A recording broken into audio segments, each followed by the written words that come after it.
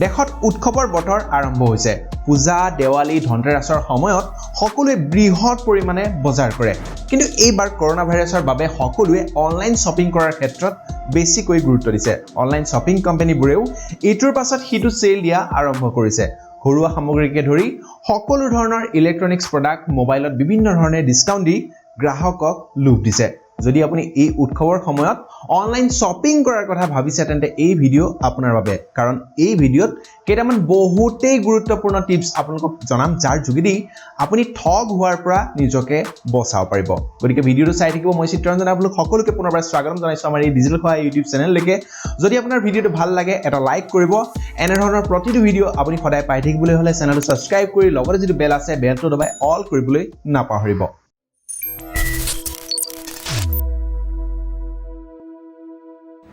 যোৱা কেইদিনমানৰ পৰা অনলাইন ফ্ৰডৰ ঘটনা যথেষ্ট বৃদ্ধি পাইছে প্ৰথমতে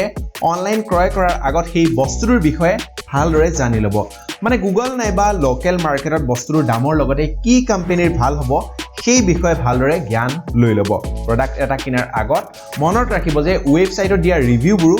100% সদায় সঠিক নহব পাৰে ৰিভিউৰ ওপৰতে যদি বস্তু এটা কিনিম বুলি ভাবিছে তেন্তে অন্য ওয়েবসাইটতো এবাৰ ৰিভিউ চাই ল'ব কিমান জনে ৰিভিউ দিছে আৰু কিমান ৰিভিউ আছে মনত ৰাখিব যে যিকোনো এটা বস্তু কিনাৰ আগত ৰিভিউ 3.5 ষ্টাৰৰ পৰা 4 ষ্টাৰ যাতে থাকে আৰু বেছিতকৈ বেছি সংখ্যক মানুহে যাতে ভাল ৰিভিউ দিয়ে আৰু বিশেষকৈ বেয়া ৰিভিউ যদি থাকে তেনেহলে বেয়া ৰিভিউ গিটা নিশ্চয় পঢ়িবলৈ নাপাহৰিব কি বেয়া বুলি কৈছে বা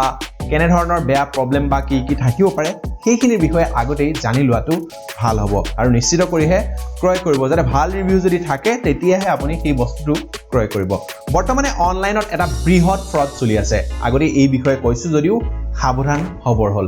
মোবাইল টেবলেটৰ নামত চলা এই ফ্ৰডৰ পৰা অনলাইনত সাধাৰণ লোকক ঠগ কৰাৰ বাবে বিভিন্ন নতুন উপায় উলিয়াইছে বিশেষকৈ যেতিয়া শ্বপিং সাইট এটা আপুনি মোবাইলৰ বিষয়ে সাৰ্চ কৰিব নাইবা কেতিয়াবা ইউটিউব ভিডিও এটা চাই থাকোতে বিভিন্ন ওয়েবসাইটতো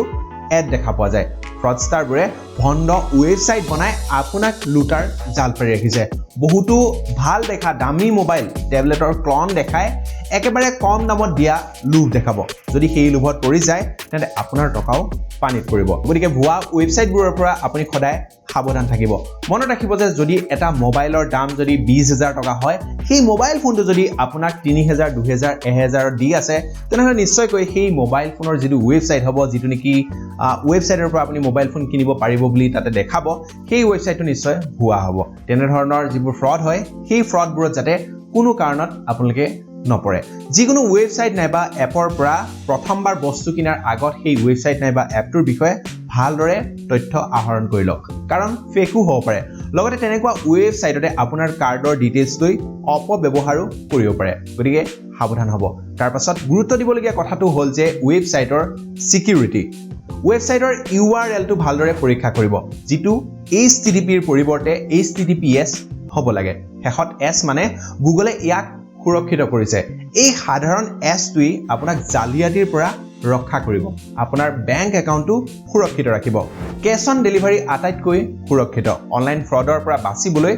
জনা শুনা ওয়েবসাইটৰ বাহিৰে অন্য ওয়েবসাইটৰ ক্ষেত্ৰত কেশ অন ডেলিভাৰী অপচন ব্যৱহাৰ কৰিব পাৰে প্ৰথমে বস্তুটো আহি ঘৰ পাব তাৰ পাছতহে আপুনি টকা দিব লাগিব এটিএম ডেবিট ক্ৰেডিট কাৰ্ডৰ তথ্য অনলাইন শ্বপিং ওয়েবসাইটত কেতিয়াও সেভ নকৰিব বেছিভাগ লোকেই তেওঁলোকৰ এটিএম কাৰ্ডৰ তথ্য শ্বপিং ওয়েবসাইটবোৰত সেভ কৰি ৰাখে যাৰ ফলত সুবিধা হয় কিনাৰ সময়ত কাৰণ বাৰে সকলো তথ্য দিব নালাগে কিন্তু মনত ৰাখিব অনলাইন ওয়েবসাইটত সেভ কৰাৰ ফলতো আপোনাৰ কাৰ্ডৰ তথ্য হেকাৰৰ ওচৰলৈ যাব পাৰে গতিকে কাৰ্ডৰ ডিটেইলছ কেতিয়াও সেভ নকৰিব নিজৰ বেংকৰ যি একাউণ্ট আপুনি সদায় সুৰক্ষিত ৰাখিব নিশ্চয় ভিডিওটো দিয়া তথ্যখিনি আপোনাৰ ভাল লাগিল যদি ভাল লাগিল আপুনি যদি ফেসবুক হোৱাটসএপ ব্যৱহাৰ কৰে তেনেহলে ফেসবুক হোৱাটসএপৰ জৰিয়তে এই তথ্যখিনি সকলোলৈকে শ্বেয়াৰ কৰিবলৈ নাপাহৰিব অন্য এটা বেলেগ ভিডিওত আমি আকৌ লগ পাম ধন্যবাদ জয় অসম